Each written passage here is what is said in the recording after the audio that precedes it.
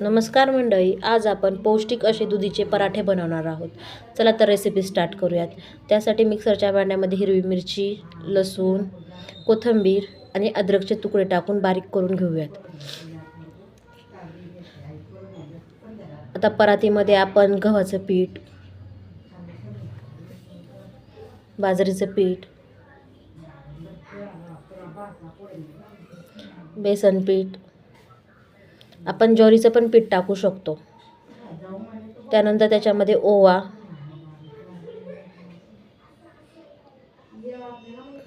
जिरे,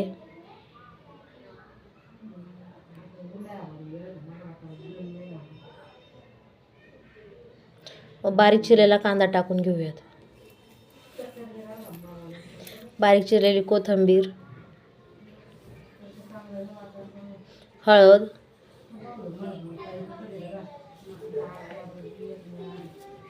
व आपण मिक्सरमध्ये बारीक केलेले मिश्रण टाकूयात.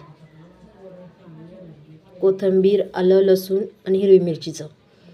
त्यानंतर बारीक खिसलेला दुधी भोपळा. सर्व मिश्रण एकजीव करून घेऊयात. तुम्हाला जर माझा हा व्हिडिओ आवडला असेल तर लाईक, शेअर, सबस्क्राईब करायला विसरू नका. त्यानंतर चवीनुसार मीठ, थोडं थोडं पाणी टाकून पीठ असं मस्त मळून घ्या.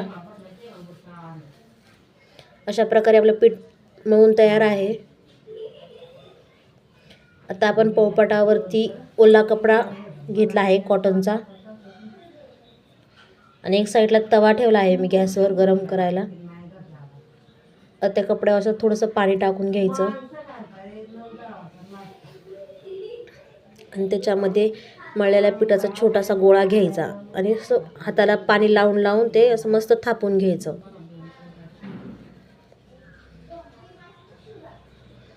अशा प्रकारे मस्त असं थापून घेतलं आहे.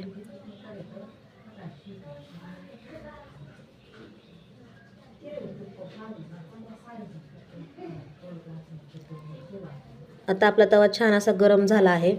त्याच्यामध्ये तेल टाकूया थोडंसं.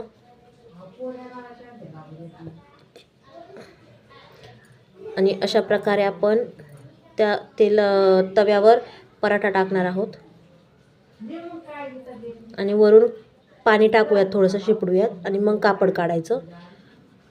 कारण तसं केल्यानंतर मस्त असं निघतो, तुटत नाही तो पराठा. असं बाजूने तेल सोडून घेऊयात. आता पलटी करूयात पराठा.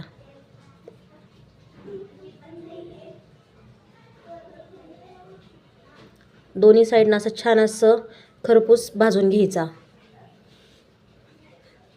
दुधीची भाजी खायला आवडत नाही काही जणांना, त्यांच्यासाठी हा मस्त असा पौष्टिक असा दुधीचा पराठा नक्की ट्राय करा. नेक्स्ट व्हिडिओ कोणता हवा आहे रेसिपीचा तो कमेंटमध्ये नक्की सांगा. व्हिडिओ आवडला असेल तर लाईक, शेअर, सबस्क्राईब करायला विसरू नका. धन्यवाद.